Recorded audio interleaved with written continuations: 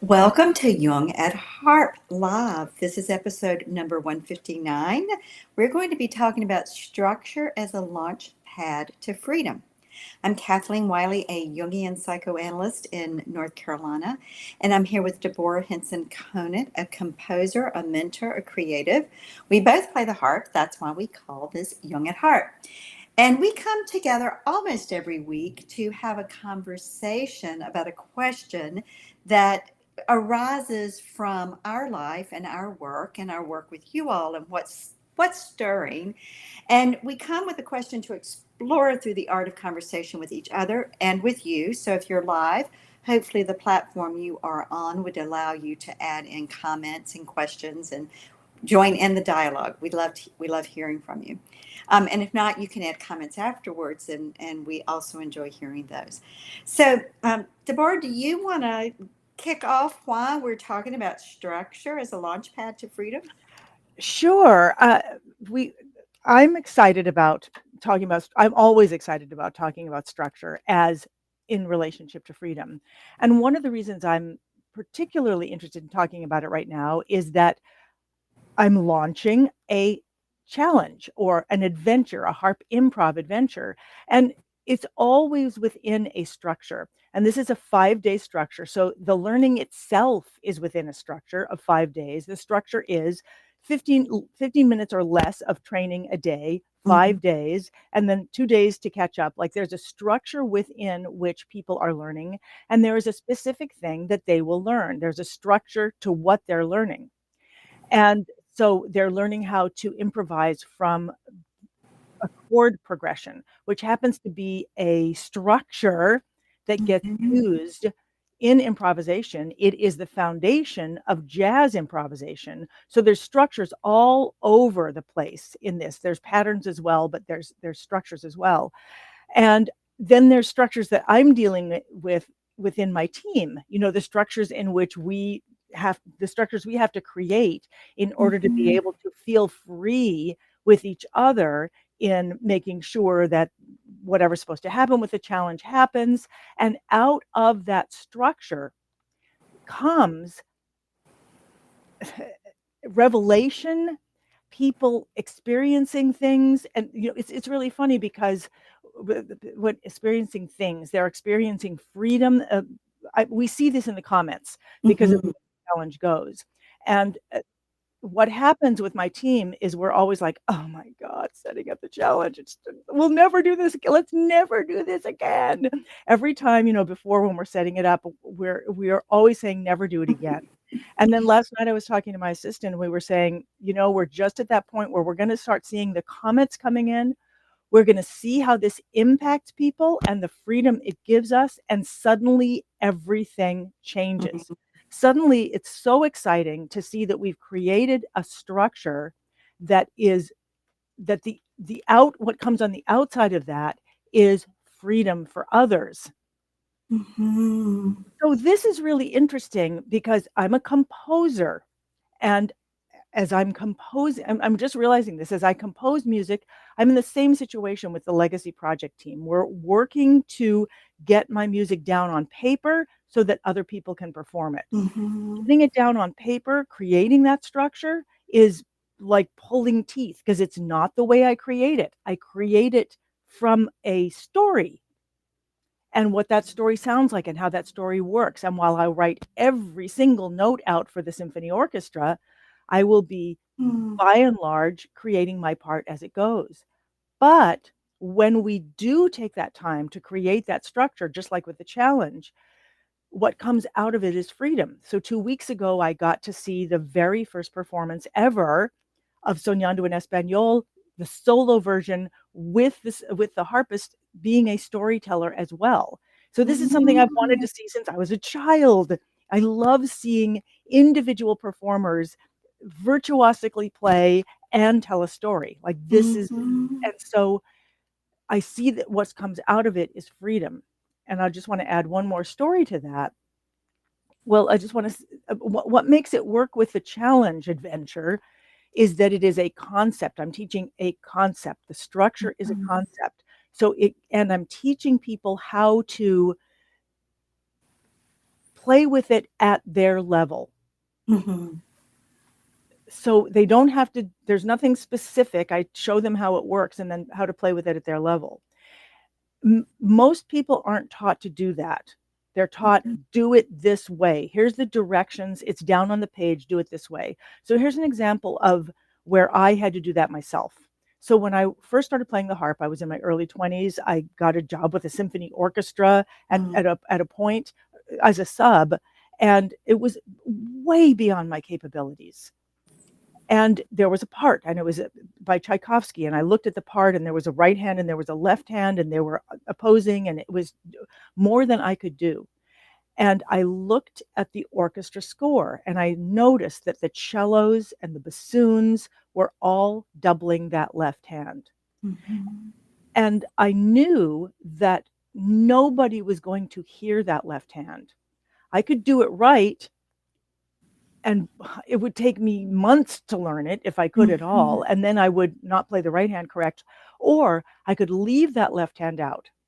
And not only could I, if I left that left hand out, I could actually enhance the right hand by playing it in double octaves. And I saw that that was the role, that was the music that would make a difference. Mm-hmm. So I was able to do for myself what I now try to do for others, which is to help them play it at the level that they can play it. Mm-hmm. Because what happened by me making that choice, so what happened at the end of so here I am, I'm playing Tchaikovsky and thinking, I'm a fraud, I'm not playing the left hand, but I can't. And so I'm doubling the right hand. And after an orchestra performance, the conductor will point to particular instruments who did a great job. And he pointed to me, and I was like, how can I stand up, when I didn't play it? But clearly, what came out to him was a player bringing out something in the music that normally couldn't even be heard. Because if you played it the way that was written, you wouldn't hear the part that made a difference. Right. So somehow I knew how to do that. Somehow. I think it's because I grew up hearing opera and understanding, hearing that the operatic line, it might be in the midst of a theater production, it might be with a piano accompaniment, but I could tell the difference between this is a role, and it can be done high, it can be done low. If you can't sing it at that up there, you can transpose it. Like it's a thing that can be, that you can, in order to get freedom with it, you can shift it to your abilities. So this is the biggest thing I want to say. In order to get freedom with it, knowing how to shift it to your capabilities, that's the key. And we were talking about that this morning because we were talking about the technology of this platform, and how, with the fact that we don't have an audio engineer, we're doing it. So we're kind of stuck. If we don't do it right, we're not going to be heard at all. But with music, it is different. You can adapt it to, what I love to teach, and why I love this particular adventure of the improv challenge, is because it's all about adaptability. How to not how do you adapt? How do you adapt the outside world? How do you take a simple structure and be able to be self-expressed within it? Yeah, I keep thinking about the foundation of the self. Psychologically, it's that, what you're describing about your experience with the symphony is, in spite of your own anxiety about the choice you made, there was a strong enough foundation of your own musical self, your own understanding, that allowed you to modify your relationship to the structure as it was on the sheet music.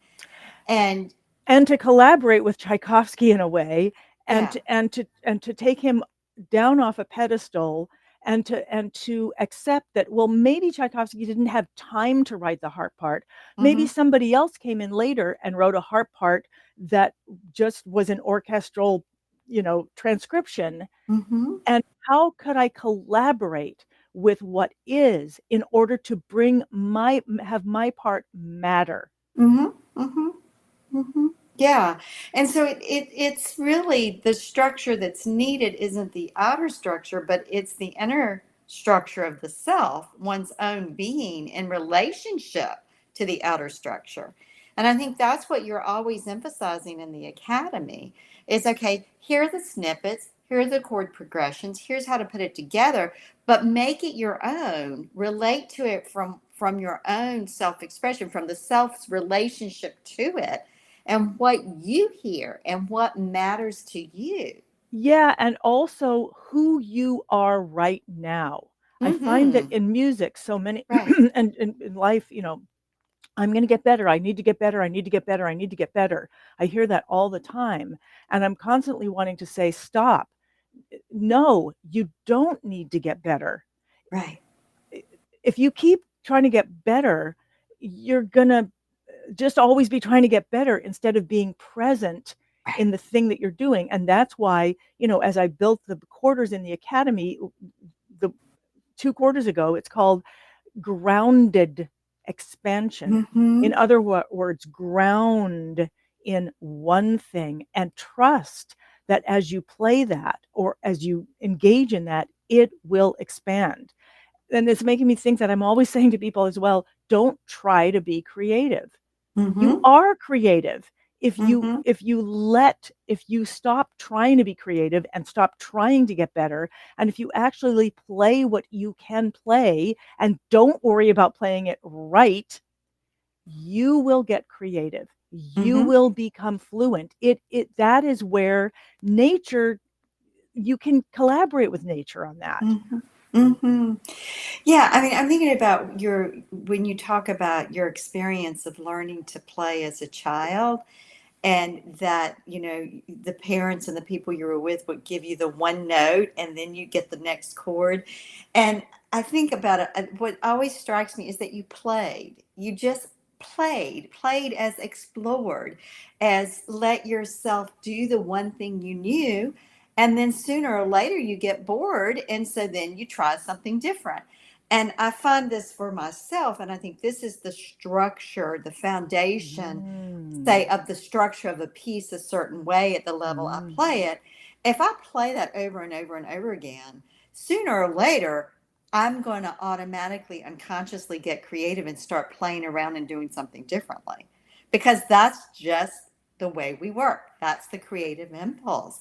And I think that's part of what you're always trying to say to people is that just do this and do this, and sooner or later, something will morph because of your own comfort level with it. You don't put it in and those because it seems to be the nature of how things happen, words. that Mm-hmm. either one starts exploring and thinking, huh, well, what if I did that? What if I Yeah. played that note instead?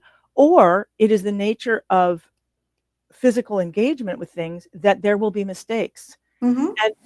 And if you're open to the playing of it, that mistake can often become the meaningful thing. Right. I mean, everyone's always like like penicillin. It wasn't, whatever. I have no idea how penicillin was made, but but take me out. Wait a minute, take me back from there. And it's why like I gave a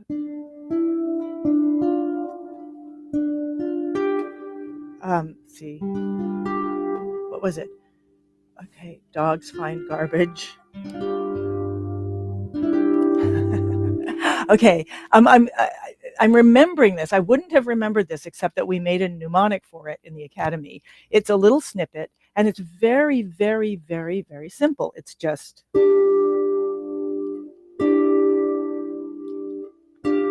and you could sing, you could almost sing forever on this little change. I could tell you what it meant. I could tell you why it works, but it doesn't matter. It's enough to know that you could play with this. So it's just, and we remembered it by dogs find garbage, dogs eat garbage. So it's D, F, G, D, E, G. Dogs find garbage, dogs eat garbage. Dogs find garbage, dogs eat garbage. And then we were trying, and then as we were playing around with it, I was saying, now I want you to put something underneath it, which is it's the chord progression. So D, G, C, A, D, G, C, and so it was like, well, the dog, what the dog's doing is dogs find garbage, dogs eat garbage. What they're thinking is, don't get caught anywhere, don't Mhm. get caught. So the structure was very simple, but it starts to mean so many things.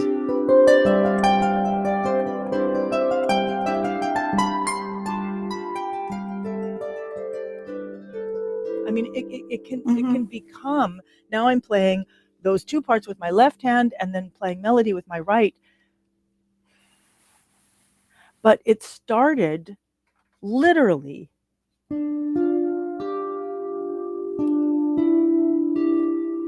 and there's a really important part of that.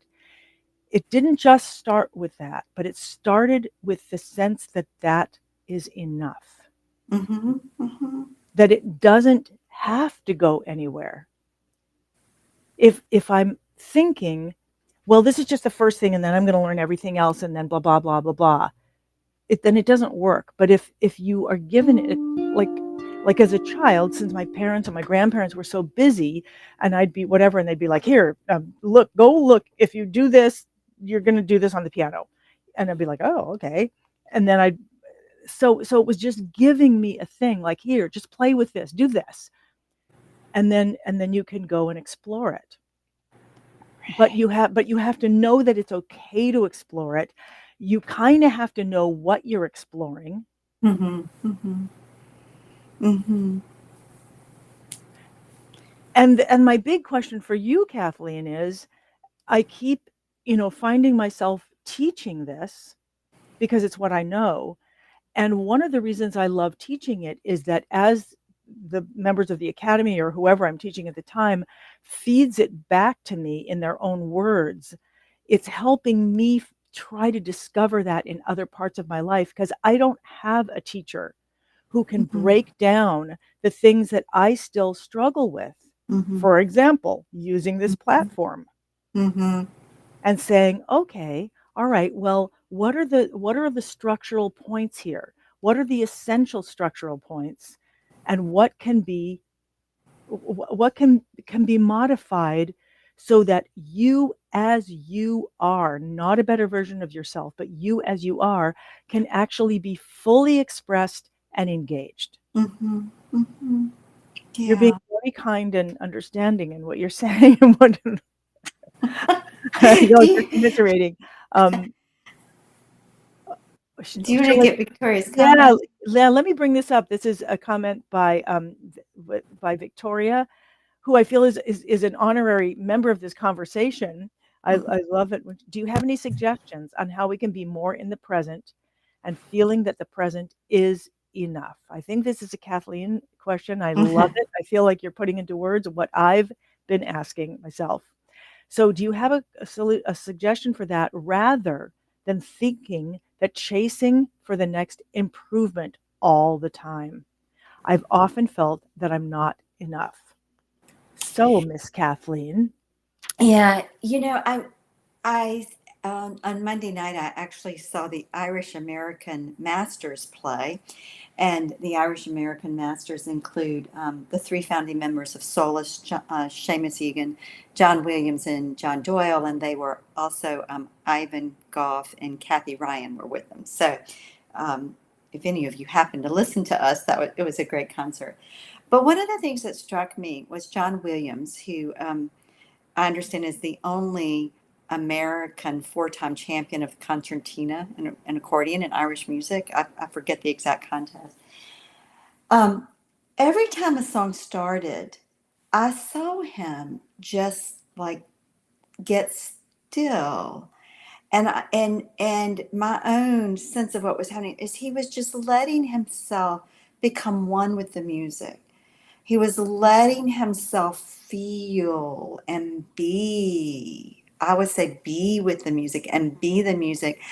And I was struck by and how when those musicians started performing, and in him I could see clearly, it's like the personal him disappeared.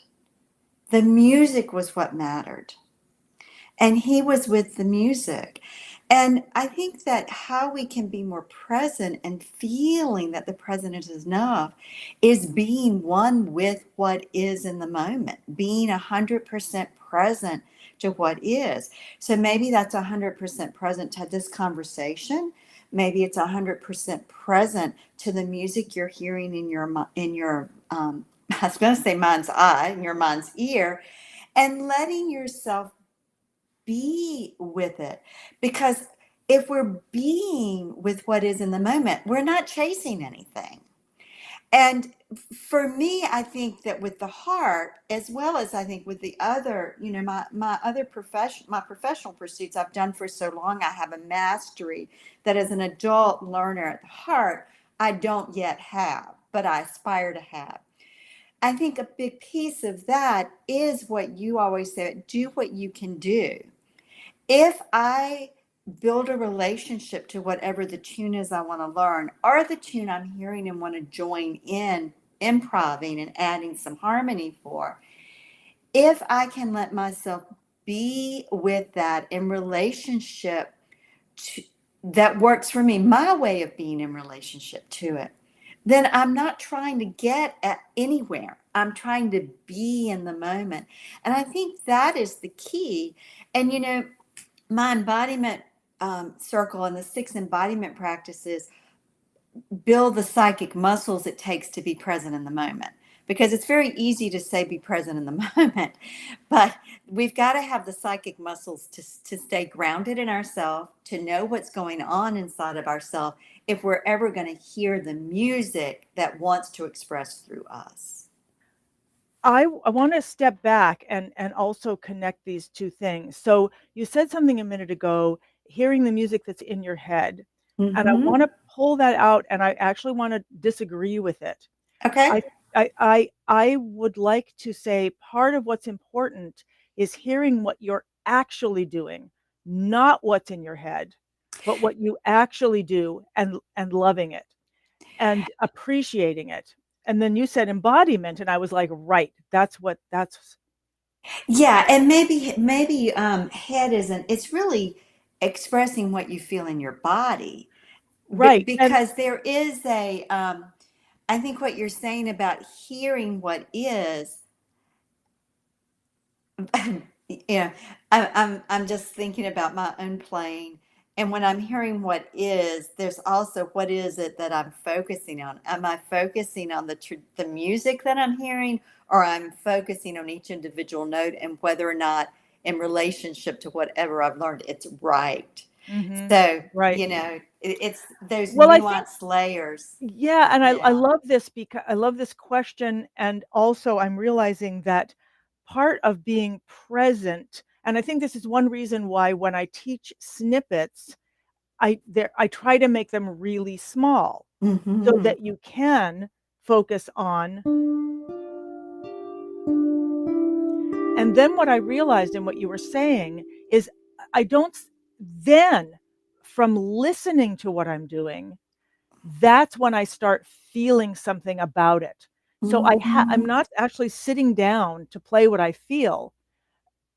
Maybe, but I might have feelings which I may not be as so completely aware of, but as I hear this particular snippet, I begin to feel what might be there. I might go faster. I might know how to put a different bass note, or I might put some element in. Now, this is just one way of improvising. Hmm. Snippet improvising is or sort of motivic improvising is one way. When I'm improvising from a chord progression, it's different, but it's similar. Mhm. So I think what I'm curious, and I want to get at through Victoria's question and also what you're saying, is what I'm struggling with: technology. Mhm. Because I have it that there is not a level at which how I can do it now is okay. It, Mm. that it requires being able to do it the way it was set up to be done. And this is really interesting because Mm. I have it that technology, a platform is similar to a piece of music. I mean, if I write for symphony orchestra, pretty much the orchestra has to play what's on the page. But that's only because the orchestra is playing it once, and they can only have a couple of rehearsals, blah, blah, blah. It's set up for the way orchestras work now. It's set up so that there can be one or two rehearsals and then boom, it gets played and it doesn't sound like a traffic jam. Okay, uh, like let's say this platform, I want to have freedom, the freedom for us to be self-expressed. I spent all Sunday trying to figure out how it works and then, and stuff like that, so that I would be able to come in here and be sort of free with you. So what else can you say to us about being more present in a situation where you're not, you're not, because you can see that on YouTube or something, you don't look like other people, you don't sound like other people, and it's crackly, or how can you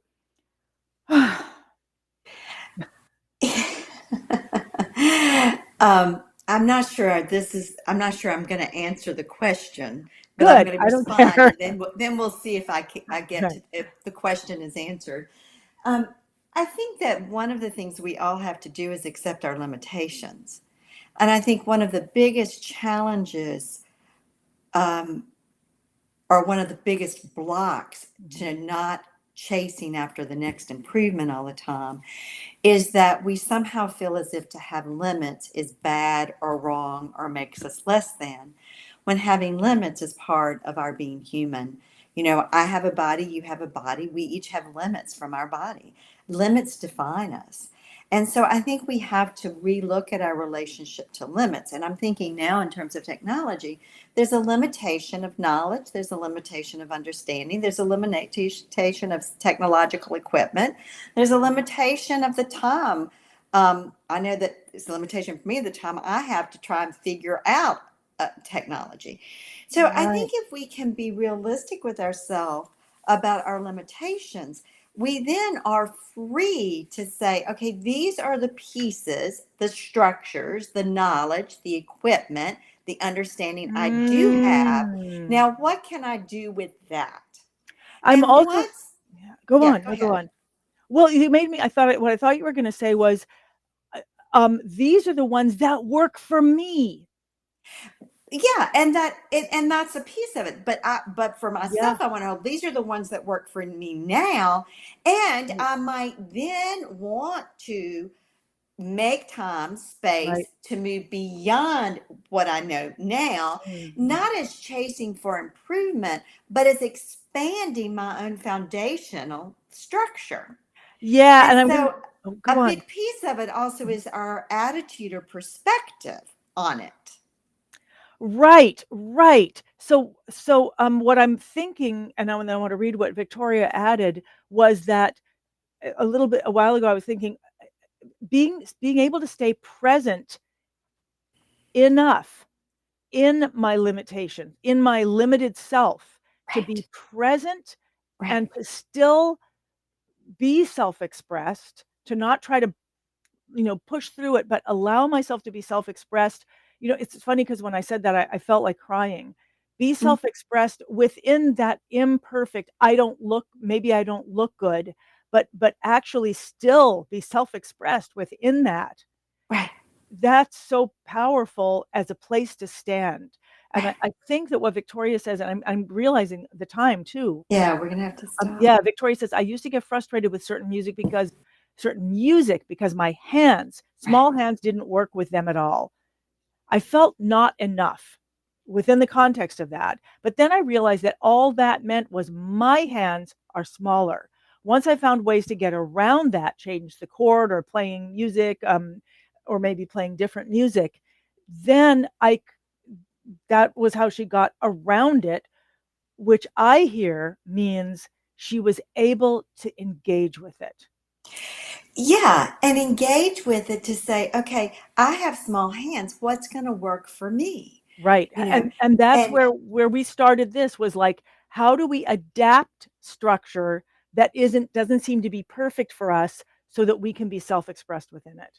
right. And you didn't judge your small hands, Victoria. I mean, if we judge the limitation, whether it's the small Mm. hands or the limited equipment pieces we have or Mm. the limited understanding or whatever, if we Mm. judge it, then we're going to thwart our ability to be present with it and stand with the foundational structure we already have. And we have to stand with the foundational with structure we already have in order to expand, which happens when we have freedom. When we have freedom, we expand, we explore. Right. And what I'm also hearing, and now I'm getting why the academy is set up the way it is that once we stand in the structure that we've been given, Right. we can also then be, once we get out of like, I'm doing it wrong and the trauma of that or whatever, we can start to see, oh, maybe there's a different structure Right. as well, or maybe a completely different way Yeah. of doing this. Right. Um, and I'm just going to pull up this last comment and then I know we have to go.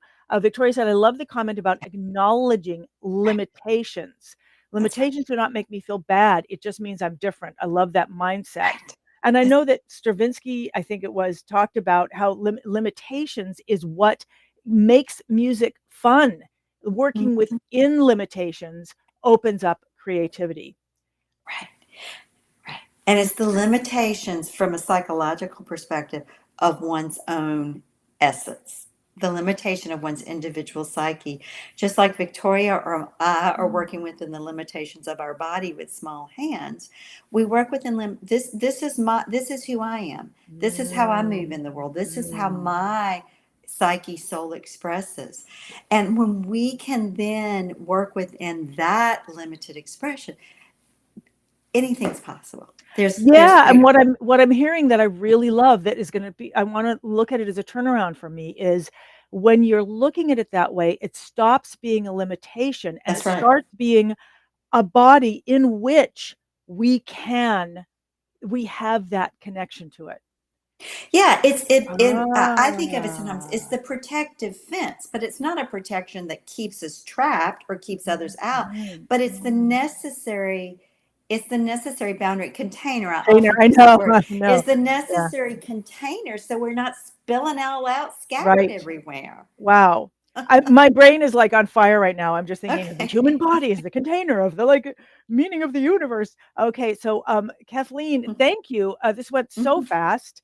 We have one final comment Yes, and I'll bring it up. Victoria, absolutely. thank you so much for being part of this. Yes, our minds limit us way more than any physical Yes. constraints.